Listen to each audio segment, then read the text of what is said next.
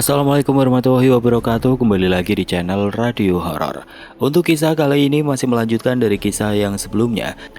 Sebuah kisah dari tulisannya Agil R. Saputra. Kisah yang berjudul Gumbolopati.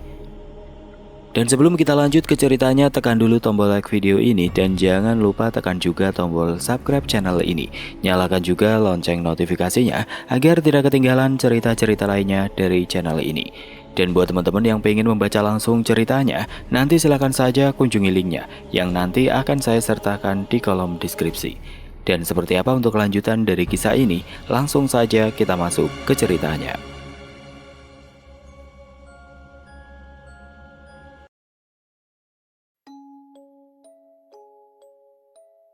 Keesokan harinya sekira pukul setengah 6 pagi, mereka bangun. Pak Dirja tampak sedikit terkejut setelah melihat ke arah jam, karena ia telah melewatkan sholat subuhnya. Duh, ucapnya sembari bangkit dan mengajak Darwis untuk bersiap mandi. Bangun Le, mandi. Jam 7, kita ada janji untuk bertemu dengan atasan Bapak. Hingga singkatnya setelah sekira 30 menit berlalu, Pak Dirja dan Darwis yang telah siap pun akhirnya berangkat. Di kantor Darwis pun dipertemukan dengan atasan Pak Dirja yang bernama Pak Cipto itu. Di dalam ruangannya ia sedikit dicecar dengan berbagai pertanyaan formal yang berhasil dijawab oleh Darwis dengan benar dan hati-hati. Kamu mau kerja yang seperti apa Le? Tanya Pak Cipto kepada Darwis. Monggo, terserah Bapak saja, saya ingin ikut, jawab Darwis dengan tunduk menguncup. Hingga singkat kata akhirnya bersepakatlah mereka tentang pekerjaan yang cocok untuk Darwis. Ya wes, 3 hari lagi kamu mulai berangkat kerja ya Le, kata Pak Cipto menutup pembicaraan itu. Semuanya telah diurus untuk sementara. Darwis akan dipekerjakan sebagai penjaga gudang, masih satu perusahaan dengan ayahnya, tapi di lokasi tempat yang berbeda. Pak Dirja tentu menyambutnya dengan lega. Akhirnya anak sematawayangnya itu telah mendapatkan pekerjaan. Malam harinya malam itu terasa cukup gerah. Darwis yang tampaknya belum terbiasa dengan hawa di kota Semarang ini pun tidak bisa tidur di dalam satu ruangan dengan ayahnya. Darwis terlihat gusar kegerahan. Ia tampak berkali-kali mengibaskan kerah bajunya, membuat Pak Dirja yang mengetahuinya pun mengajak Darwis untuk duduk di teras depan. Di depan saja ya Le, biar dapat angin, ajak Pak Dirja kepada anaknya yang juga merasa kegerahan. Mereka pun beranjak menuju teras dan segera duduk dengan nyaman menghadap ke jalan depan rumah. Angin malam mulai menerpa mereka, yang akhirnya bisa sedikit meredam kegerahan itu. Namun entah mengapa setelah menit demi menit berlalu, mulailah muncul sebuah perasaan yang tidak bisa dijelaskan. Entah apa, tapi yang jelas hal itu membuat Pak Dirja dan Darwis gelisah. Tidak diketahui pasti apa yang menjadi pikiran mereka saat itu, tapi kegelisahan itu pun tiba-tiba terbias oleh kedatangan Pak Sukoco yang lewat di depan mereka. Pak Koco, sudah saya tunggu-tunggu, sini mampir, sekalian pesan 2 ya, buat anak saya ini. Iya mas, saya memang sudah berniat untuk mampir kok, jawab Pak Sukoco seraya memasuki halaman hunian Pak Dirja, sembari memikul gerobak sekutengnya. Oh ini toh, Cak Bagus, gimana mas, aman kan? Kata Pak Sukoco yang menjabat tangan Darwis, sembari menoleh ke arah Pak Dirja. Aman kok Pak, alhamdulillah ini Darwis anak saya. Alhamdulillah sudah mau dapat kerja di sini, jawab Pak Dirja memperkenalkan anaknya. Aman, maksudnya? Kata Darwis dalam hati. Ia sedikit merasa bingung memahami sambut kata dari ayahnya dengan bapak-bapak penjual sekuteng itu.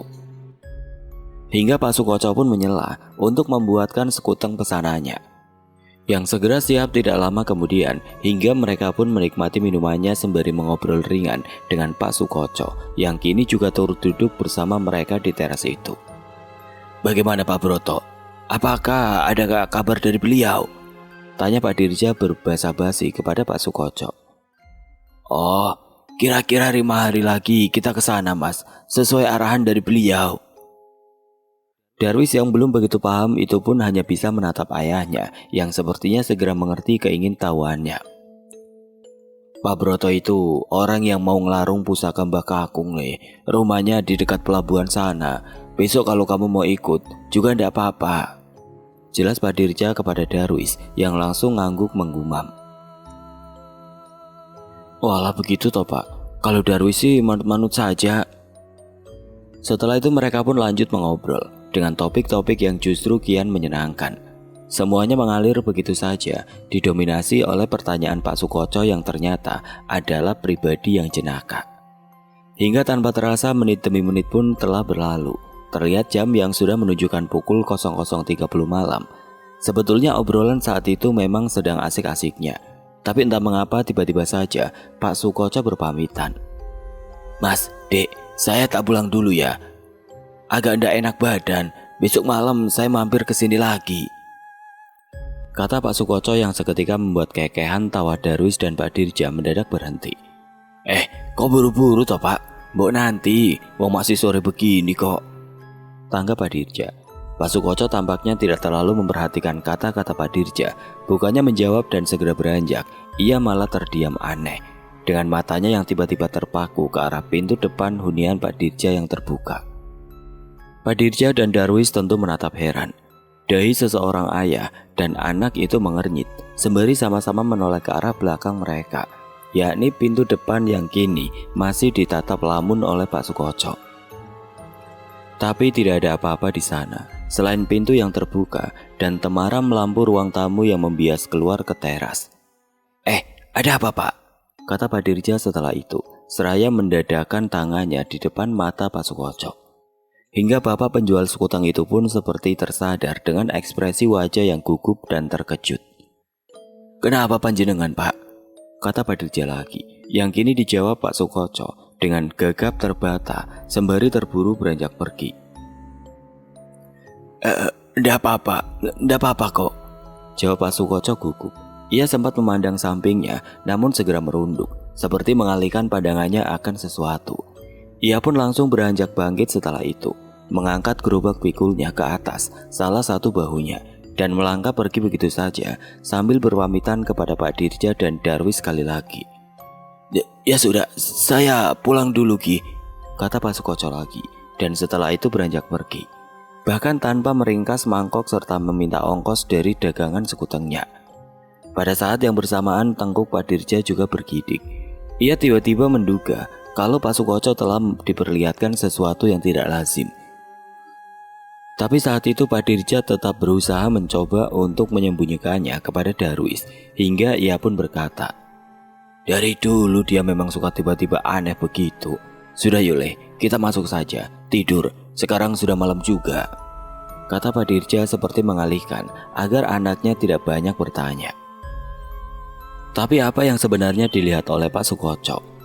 Kita coba tilik dari sudut pandangnya. Dari rumah Pak Dirja itu Pak Sukoco berjalan terburu memikul gerobaknya, sambil terus membayang jelas di benaknya sesosok mengerikan yang tadi ia lihat di rumah Pak Dirja. Ternyata Pak Sukoco melihat sosok pocong, wujud tubuh berkafan itu berdiri menatapnya dari dalam ruang tamu Pak Dirja. Awalnya tidak setakut itu dan seharusnya ia juga tidak perlu pergi. Toh Pak Sukoco sebenarnya sudah cukup terbiasa dengan hal semacam ini.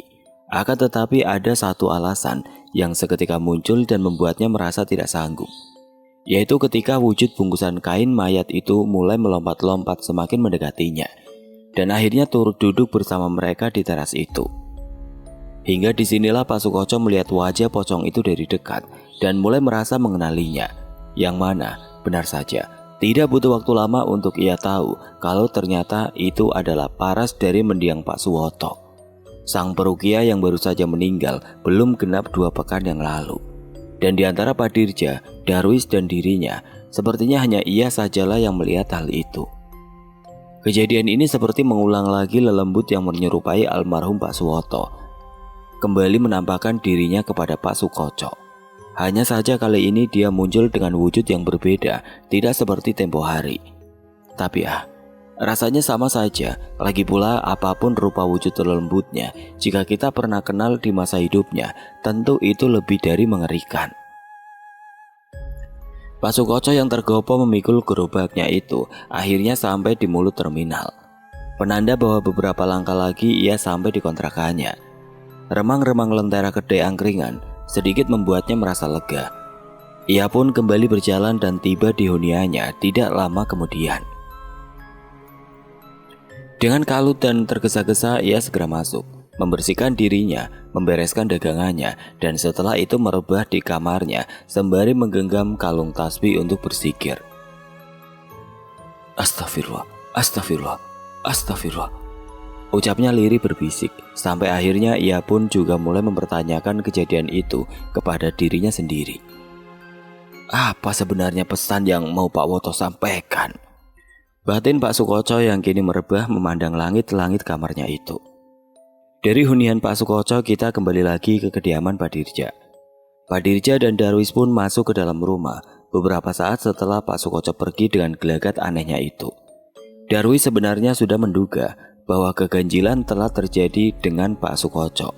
Namun bersamaan dengan itu, ia membaca gelagat ayahnya yang sepertinya memang sedang tidak terlalu ingin ditanya. Singkatnya mereka pun sudah berada di dalam kamar. Darwis dan Pak Dirja sudah sama-sama merebah dan sepertinya memang bersiap untuk tidur. Ayo Le, tidur sudah malam, kata Pak Dirja kepada Darwis sembari berbalik badan dan membelakangi anaknya itu. Mata pun mereka pejam hingga menit demi menit pun berlalu. Suara dengkuran terdengar dari Pak Dirja, menandakan bahwa ia sudah nyenyak terlelap, namun tidak untuk Darwis yang saat itu masih bolak-balik menyamakan posisi tidurnya. Karena lagi-lagi sepertinya hawa panaslah yang membuatnya masih tetap terjaga. Gerah sangat yang saat itu Darwis rasakan membuatnya terus gelisah meski seberapapun ia berusaha menutup matanya. Keringatnya mulai bercucuran dan jujur, ia merasa tersiksa dengan hawa nan panas ini hingga lama-lama hal itu pun akhirnya mencapai ambang batasnya. Membuat Darwis yang sepertinya sudah benar-benar tidak betah pun justru memutuskan keluar dari kamar dan pindah ke ruang tamu. Sembari membawa sepasang bantal dan guling, Darwis berjalan menuju ruang tamu. Ia pun segera merentangkan tubuhnya di kursi panjang. Hawanya ternyata jauh berbeda daripada di kamar. Di sini terasa lebih sejuk. Mungkin karena angin yang tertiup masuk melalui lubang ventilasi. Dan Darwis yang mulai merasa nyaman pun segera memejamkan matanya. Hingga akhirnya beberapa saat kemudian, ia pun berhasil terlelap pulas di atas kursi ruang tamunya itu. Entah berapa lama menit dan detik yang telah berlalu. Namun yang jelas, malam itu Darwis kembali terbangun oleh rasa haus yang menyerangnya. Sebenarnya ia cukup malas untuk beranjak, namun sepertinya tidak akan nyaman pula jika ia memaksa untuk kembali tidur dengan tenggorokannya yang terasa kering. Hingga mau tidak mau Darwis pun bangkit dan beranjak menuju dapur untuk mengambil minum. Dan setelah itu kembali ke ruang tamu untuk melanjutkan tidurnya. Ia pun merebah lagi di atas kursi semula, mencari posisi ternyaman, dan setelah itu kembali bersiap untuk tidur. Hela Darwis seraya memejamkan kedua matanya. Namun tidak sampai 10 detik setelah itu, tiba-tiba terdengar suara ketukan di jendela. Suaranya tidak begitu keras. Gambarannya seperti jentikan jemari yang beradu pelan dengan sebuah kaca. Tek, tek, tek, tek, tek, tek. Suara kaca yang seperti diketuk oleh jentikan jari. Mata Darwis seketika kembali terbuka. Ia segera menoleh ke arah jendela. Jendela di mana menurutnya adalah sumber dari suara itu. Ketukan di kaca itu masih ada, tapi anehnya Darwis tidak melihat apapun atau siapapun dari jendela-jendela itu. Seluruh tubuhnya pun sampai bangkit untuk memastikan. Ia tatap dengan cermat satu persatu jendelanya sampai akhirnya pandangan matanya pun terhenti pada jendela tidak bertirai di paling ujung. Matanya terbelalak dengan apa yang dilihatnya. Semuanya begitu tampak nyata, ditambah gelapnya ruang tamu yang hanya tersinari temaram lampu teras. Membuat hal itu semakin terlihat jelas. Apa itu? Kata Darwis yang kini dahinya mengernyit keheranan. Karena terlihat jelas kejanggalan di sana, di mana kaca jendela yang kini ia amati itu tampak berembun, dengan embunya yang melebar dan mengempis, seperti ada seseorang yang sedang bernafas di baliknya. Tapi Darwis sama sekali tidak melihat siapapun di balik jendela itu. Hingga ia yang masih sedikit meragu pun memutuskan untuk bangkit dan beranjak mendekat untuk benar-benar memastikannya. Ia pun mulai mendekat. Tapi baru selangkah kakinya beranjak, ketukan dan nafas berembun itu tiba-tiba berhenti. Di sini Darwis mulai mengira kalau itu hanya ilusinya semata. Mungkin perasaan saya saja. Lagian bapak ini gimana? Jendela kok ndak ada tirainya. Batin Darwis sembari melangkah lagi dan masih terus mengamati satu jendela itu. Darwis pun mengendap maju. Kali ini ia benar-benar mendekatkan wajahnya dan disinilah alisnya kembali dibuat naik keheranan. Ketika ia menyadari seperti ada bekas embun yang membundar di kaca jendelanya itu. Harusnya ia tanggap dengan keganjilan itu, namun entah mengapa ia masih saja ingin memastikannya.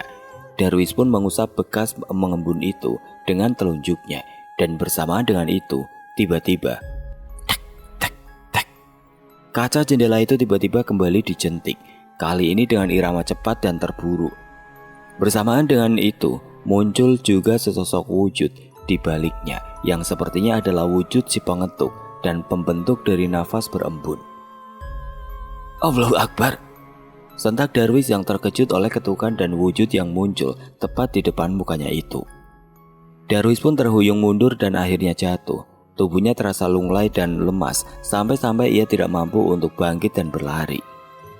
Namun di antara ketukan menjentik yang masih terus terdengar itu, Darwis sempat merangkak menjauh. Walau akhirnya ia pingsan di ambang gawang pintu menuju ruang tengah. Dan keesokan harinya Darwis pun ditemukan oleh ayahnya dalam keadaan demam tinggi. Pak Dirja segera memampa Darwis kembali ke kamar. Tanpa bertanya apa yang terjadi, ia sudah merasa bahwasanya pasti ada hal-hal ganjil yang telah anaknya itu alami. Darwis pun direbahkan ke ranjang dengan badan yang menggigil hebat, matanya kosong membelalak, menatap ke langit-langit kamar. Pak Dirja tidak kuasa untuk berkata. Hingga dalam parau, Darwis pun berucap bahwa semalam ia melihat sosok aneh yang mengetuk jendela. Sudah, tidak usah dipikirkan. Sekarang kamu mau apa? Bapak belikan bubur ya, buat makan obat. Kamu ini panas, Le. Iya, Pak. Pagi itu pun Pak Dirja segera keluar, membeli bubur langganan dan menyuapinya sembari berujar kepada anaknya itu. Apakah sebaiknya hari ini ia izin untuk bekerja agar bisa menunggu Darwis di rumah. Darwis menolak dan berkata akan baik-baik saja. Ia meminta ayahnya agar tetap masuk kerja. "Dah apa-apa kamu, Le, Bapak tinggal. Nanti kalau butuh apa-apa gimana?" kata Pak Dirja. "Alah, ndak apa-apa kok. Hanya masuk angin biasa. Nanti habis minum obat, tidur pasti mendingan. Bapak berangkat saja ndak apa-apa," jawab Darwis sembari meraih piring buburnya untuk ia makan sendiri. "Oh, ya sudah. Benar toh ndak apa-apa," tangkap Pak Dirja sambil mengupas bungkus obat yang tadi ia beli. "Iya Pak, ndak apa-apa," kata Darwis lagi di sela kunyahan pelan suapan buburnya itu. Pak Dirja pun hanya bisa menarik nafasnya. Batinnya seketika merasa sedih telah memasukkan Darwis dalam keadaan ini, mengingat dia adalah satu-satunya yang masih tersisa dan tidak ada lagi. Hanya Darwis lah yang Pak Dirja miliki sekarang. Pak Dirja akhirnya keluar kamar sebelum matanya yang sudah sebak berair itu tumpah di depan anaknya. Setelah itu Pak Dirja segera menyambar handuk dan mandi, seraya berharap semuanya akan baik-baik saja. Pagi itu pun berjalan sewajarnya. Pak Dirja tetap berangkat ke tempat kerjanya, sementara Darwis yang sedang demam itu menunggu di rumah, merebah di ranjang, sembari menunggu reaksi kantuk dari obat demam yang baru saja ia minum. Pandangan Darwis yang sayu kembali menatap ke langit-langit yang tanpa sadar menuntunnya untuk merangkai ingatan dari wujud ganjil semalam. Beruntung hari sudah terang, sehingga ia tidak terlalu takut meski wujud itu kini kian jelas tergambar di ingatannya. Hal itu sempat bertahan beberapa saat, hingga obatnya yang bereaksi akhirnya membuat Darwis terkantuk dan tertidur. Menit pun berganti. Seiring Darwis yang telah tertidur nyenyak itu kini kembali terbangun dengan keringat yang kuyup di sekujur tubuhnya. Demam pun juga agak hilang, dan di waktu yang sudah menjelang zuhur kini, Darwis terbangun dengan badannya yang sudah jauh lebih segar. Darwis pun bangkit dengan separuh tubuhnya dan kini duduk di atas ranjang, memijat tengkuknya yang agak terasa pegal. Namun hampir bersamaan dengan itu tiba-tiba saja tercium bau gosong. Baunya tercium sangat dekat, sampai-sampai saat itu Darwis bergegas keluar, tapi bau itu tiba-tiba hilang begitu saja, tepat setelah ia keluar dari kamarnya. Darwis tetap melangkah ke dapur untuk memastikannya, hingga tidak lama kemudian suara ketukan dari pintu depan mengalihkannya. Tok tok tok. Kula nuwun. Darwis berbalik, bergegas membukakan pintu, dan terlihatlah di sana seorang pria parubaya. Bajunya kotor penuh bercak-bercak hitam seperti arang. Rambutnya ikal dengan janggut yang tipis, dan terlihat juga tasbih yang terkalung di lehernya. Darwis tampak tersenyum canggung, dan orang itu pun berkata kepadanya, Mas Dirjanya ada. Oh, Bapak sedang kerja, pulangnya nanti sore. Saya anaknya, ada pesan apa Pak? Nanti saya sampaikan. Jawab Darwis yang tidak lama kemudian dijawab orang itu dengan kata-kata yang membuat alis Darwis naik kebingungan. Walah, ya sudah, cuma mau ngasih kabar kalau setelah saya akan ada yang mati lagi. Jawab orang itu, sembari melotot tajam dan kemudian pergi berlalu tanpa permisi. Darwis mengernyit keheranan. Mencerna kata-kata itu, ia berdiri bingung sembari menatap orang itu berjalan pincang menjauh dari rumahnya. Ngomong apa sih orang itu tadi? Nggak jelas. Ia sempat mencoba menyusun kembali ucapan itu. Darwis masih menyangka kalau mungkin ia salah mendengar kata dari pria aneh itu. Apa saya salah dengar ya? Batin Darwis sembari kembali masuk ke dalam. Darwis kini berjalan menuju dapur, bermaksud mengambil minum untuk membasahi tenggorokannya yang terasa kering. Langkahnya gontai dengan sedikit pening yang masih tersisa di kepalanya. Mati? Siapa yang akan mati? Alhamdulillah, ucapnya yang rupanya masih terngiang dengan wajah dan ucapan dari pria itu. Ia pun menengguk segelas minuman, menuangnya satu gelas lagi dan membawanya berjalan kembali menuju kamar, namun melewati ruangan makan. Darwis berhenti di sana. Ia menyambar beberapa kue untuk mengisi perutnya, dan setelah itu kembali berjalan lagi menuju kamarnya. Di kamar Darwis pun meminum obatnya lagi, dan kembali merebah, bermaksud untuk meneruskan istirahatnya. Dan lagi-lagi terngianglah kembali kata-kata dari pria itu. Apa ya maksudnya? Dia itu siapa? Seperti ada yang mengganjal di hatinya saat itu, tampaknya ia bimbang. Namun Darwis tetap mencoba untuk membangun prasangka bahwa pria aneh itu hanyalah orang gila. Ia menebalkan itu dengan asumsi dari penampilannya yang compang-camping. Tapi orang gila mana yang kenal dan bisa menyebut nama ayahnya? Apa mungkin orang gila itu kenal dengan bapak? Sudahlah, saya sampaikan saja nanti sama bapak. Dan dengan semua kekalutan itu, Darwis pun tetap berusaha untuk memejamkan matanya. Meski itu malah justru membuat pikirannya semakin liar. Apakah ini ada hubungannya dengan soal bedong mayat ini? Tidak, semoga saja tidak. Tampik Darwis yang langsung menepis prasangkanya sendiri, hingga ia pun mulai bersikir untuk membuang rasa itu jauh-jauh dari pikirannya. Astagfirullahaladzim. Cara itu tampaknya bekerja meredam pikiran buruknya itu, hingga seiring kalimat zikir yang terus ia ucapkan, secara perlahan mulai membawanya kembali terlelap. Hingga menit pun berganti, membawa sore yang akhirnya menjelang. Darwis masih tertidur lelap di kamar dan telah melewatkan adzan asar yang sudah berkumandang sekira 1 jam yang lalu.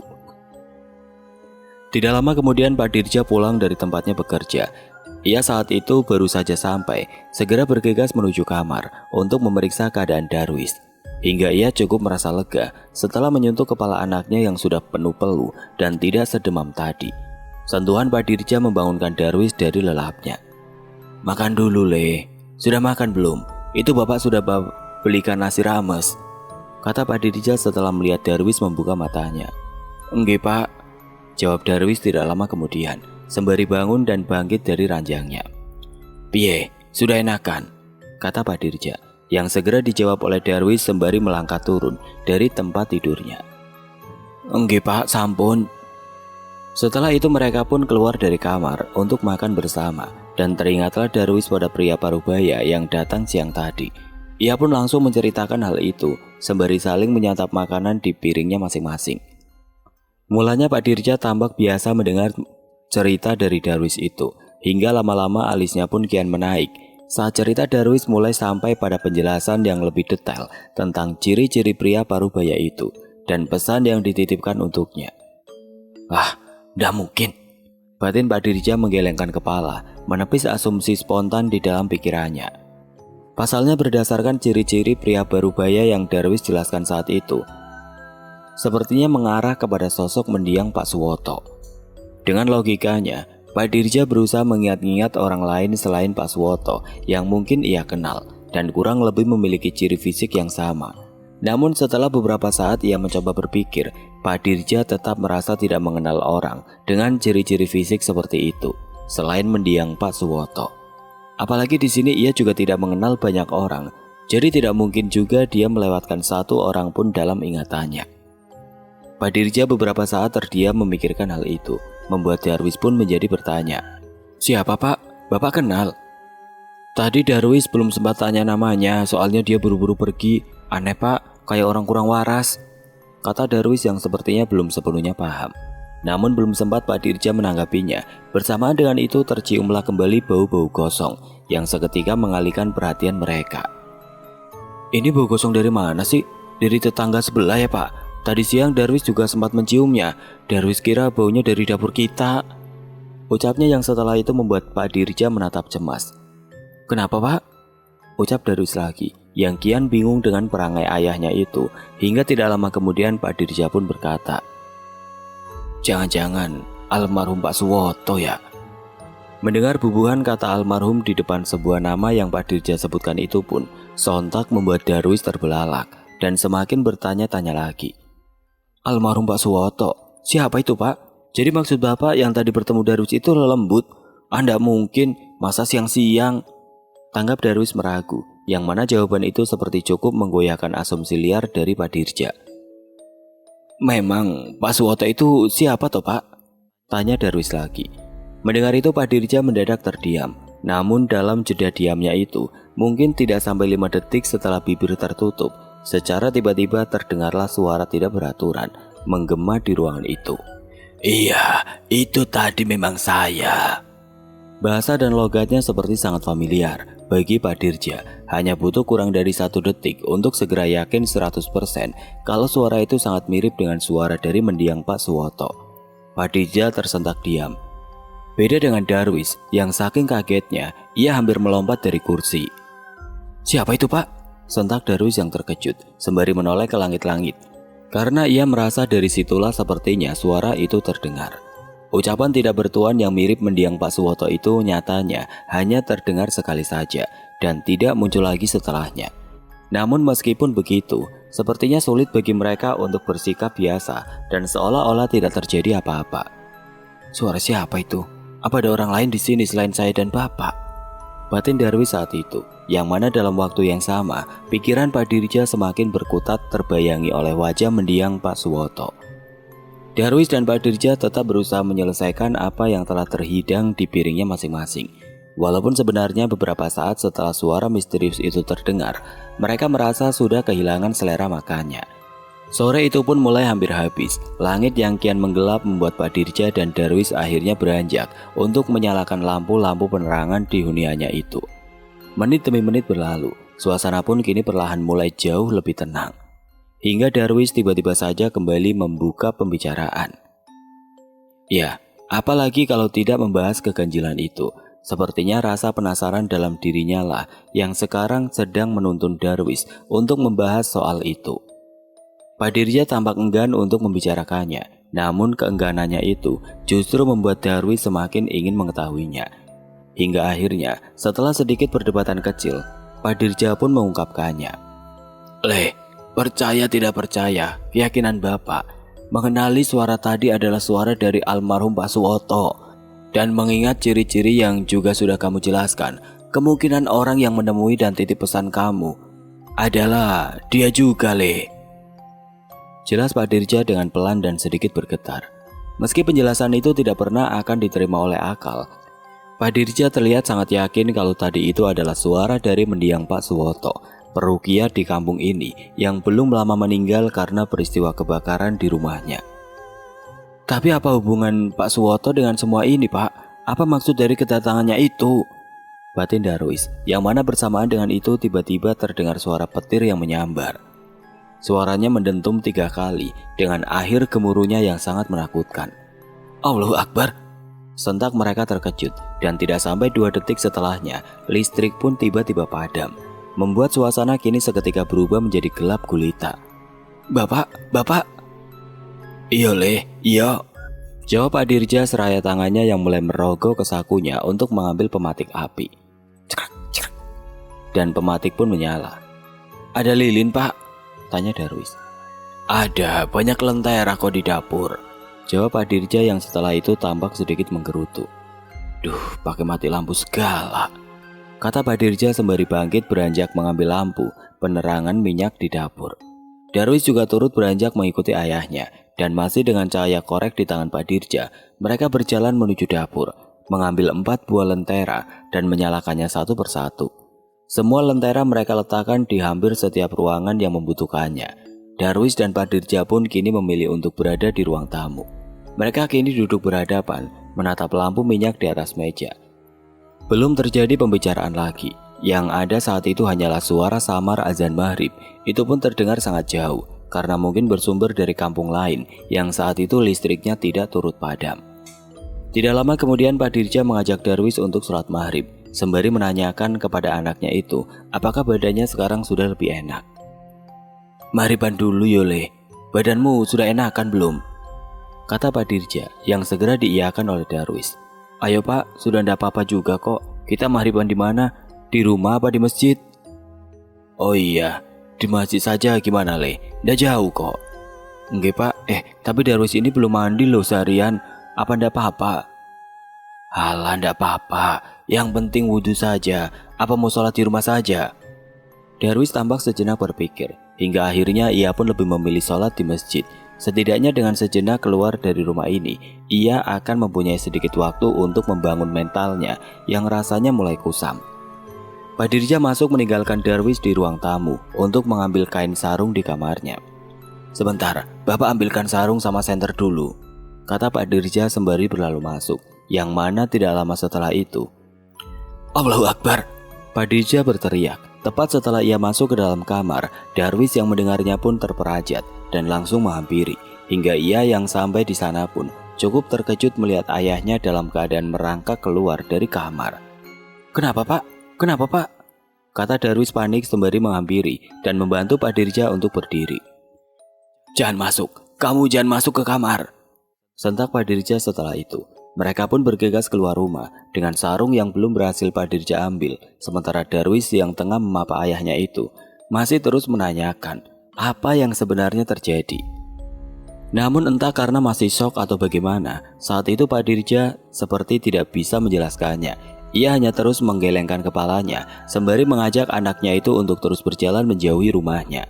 Mereka yang kebingungan nyatanya tidak jadi ke masjid. Pak Dirja dan Darwis yang terus berjalan justru berhenti di kedai angkringan pinggir jalan raya.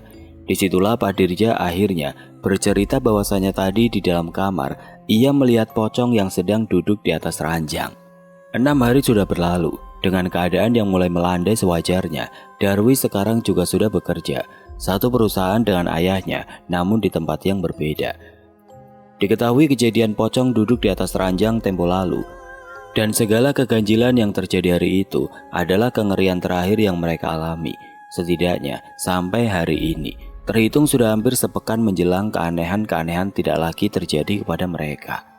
Pak Dirja ataupun Darwis hampir mengira bahwa semua sudah akan baik-baik saja, sampai akhirnya hari itu, sepulang Pak Dirja dan Darwis dari bekerja, mereka yang baru saja sampai di depan rumahnya seketika terherankan oleh Pak Sukoco yang sudah duduk menunggu di teras depan. Ia tidak membawa gerobak sekuteng seperti biasanya. Wajahnya lesu gelisah dan segera bangkit dari duduknya ketika melihat Darwis dan Pak Dirja datang. Walah Mas Koco, kemana saja panjenengan? Sudah seminggu kok tidak pernah kelihatan. Mana dagangannya? Apa jenengan tidak jualan hari ini? Sambut Pak Dirja sembari menghampiri Pak Sukoco itu. Kenapa Mas? Ayo masuk ke ruang tamu saja, kata Pak Dirja lagi, sembari membuka kunci dan masuk ke dalam huniannya itu. Enggak Pak, monggo masuk saja, tambah Darwis juga saat itu. Mereka pun kini duduk di ruang tamu, dan Pak Dirja pun kembali mengulang pertanyaannya, menanyakan kabar Pak Sukoco seminggu ini, dan soalan apa yang membawa bapak-bapak penjual sekuteng itu ke rumahnya.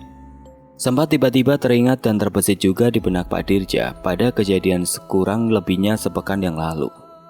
Tepatnya saat terakhir kali Pak Sukoco kemari sebelum ini, yang mana saat itu beliau tiba-tiba pamit pulang dengan perangai yang aneh. Namun secara tiba-tiba juga Pak Dirja urung untuk menanyakan soal itu. Entah mengapa, mungkin sepertinya karena mengamati mimik wajah Pak Sukoco yang saat itu terlihat gelisah. "Gimana Mas Koco?" ulang Pak Dirja, hingga akhirnya Pak Sukoco pun menanggapinya dengan agak terbata. Dengan pelan dan nafas yang tipis, yang agak tersegal, Pak Sukoco mengatakan maksud dari kedatangannya, yang mana ternyata ia kemari membawa warta kematian untuk disampaikan. Pak Dirja seketika agak terperajat dari tempat duduknya setelah mendengar bubuhan nama dari berita lelayu tersebut. Karena nama itu adalah Pak Broto yang kabarnya telah meninggal sehari lalu. Tepatnya kemarin pagi Pak Broto ditemukan oleh pegawainya sudah mengapung tidak bernyawa di kolam tambak miliknya sendiri. "Pak Broto meninggal, Mas." "Innalillahi," sentak Pak Dirja. Seketika wajahnya juga memerah, membuat Darwis yang waktu itu duduk di sebelahnya langsung bertanya, "Pak Broto siapa, Pak?" tanya anak Pak Dirja itu. Pak Dirja hanya bisa terdiam mendengar pertanyaan itu. Nampak Pak Sukoco yang kini menatapnya sambil berkata, "Sudah tahu belum, Mas?" tanya Pak Sukoco kepada Pak Dirja yang sepertinya mencoba untuk memastikan apakah Darwis sudah tahu akan semuanya soalan bedong mayit itu. Pak Dirja pun menganggukkan kepalanya dan setelah itu akhirnya ia menjelaskan juga kepada Darwis kalau Pak Broto adalah orang pintar yang harusnya akan membantu untuk melarung bedong mayit itu. "Sepertinya benar kata orang yang mirip almarhum Pak Suwoto tempo hari kepada Darwis," kata Pak Dirja sambil menatap sayu ke arah Pak Sukoco. "Ah, maksudnya?" sentak Pak Sukoco yang masih memproses kata-kata itu, hingga Pak Dirja pun kembali menjelaskan kalau tempo lalu Darwis anaknya mengaku didatangi oleh orang yang ciri-cirinya sangat mirip dengan almarhum Pak Suwoto. Orang itu menitip pesan untuknya yang kurang lebih seperti menertawakan bahwa setelah dirinya akan ada lagi orang yang menyusul mati. Dan mungkin sekarang inilah jawaban dari pesan itu, di mana Pak Broto meninggal setelah menyanggupi urusan pemusnahan kain kafan jahanam itu. Darwis pun semakin menyela. Ia kembali bertanya kepada ayahnya, yang mana kali ini ia menanyakan perihal siapakah sebenarnya Pak Suwoto dan apa hubungannya dengan semua ini. Mau tidak mau Pak Dirja pun kembali menjelaskan kepada Darwis bahwa sejatinya almarhum Pak Suwoto dan Pak Broto adalah orang yang sama-sama hendak mengurus pemusnahan kain keramat itu. "Pak Suwoto sama dengan Pak Broto, beliau-beliau ini adalah orang yang harusnya membantu kita," ungkap Pak Dirja yang setelah itu juga menjelaskan bahwa Pak Suwoto meninggal hampir sebulan yang lalu dalam musibah kebakaran di rumahnya. Darwis tampak ternganga mendengar penjelasan itu. Dalam hatinya pun ia juga mulai menduga-duga apakah kematian dari kedua orang itu disebabkan oleh kesanggupannya akan memusnahkan bedong mayit itu. "Sepertinya dia memang terlalu kuat, Mas," ucap Pak Sukoco tiba-tiba, membuat Pak Dirja menarik nafasnya dalam-dalam dan berkata, "Entahlah Pak Koco, saya semakin bingung harus bagaimana. Sepertinya saya memang harus mengembalikan benda itu ke Turi, kampung halaman saya, agar dikuburkan di dalam makam ayah saya," kata Pak Dirja dengan wajah yang pasrah. Dan bersamaan dengan itu, setelah hampir sepekan keanehan tidak pernah terjadi, tiba-tiba terciumlah bau gosong itu lagi.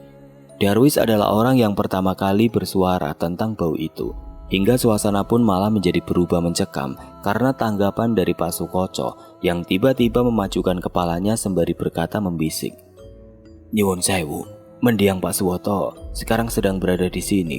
Bau gosong inilah yang sebenarnya menjadi penanda untuk orang awam," bisik Pak Sukoco. "Ah, jangan gitu Pak Koco."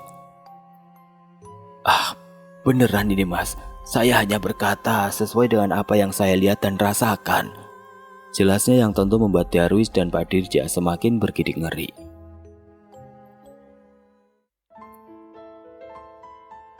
Oke teman-teman, sampai di sini dulu ceritanya. Nantikan kelanjutan kisah ini di video berikutnya. Agar tidak ketinggalan, klik tombol subscribe channel ini dan nyalakan lonceng notifikasinya. Wassalamualaikum warahmatullahi wabarakatuh.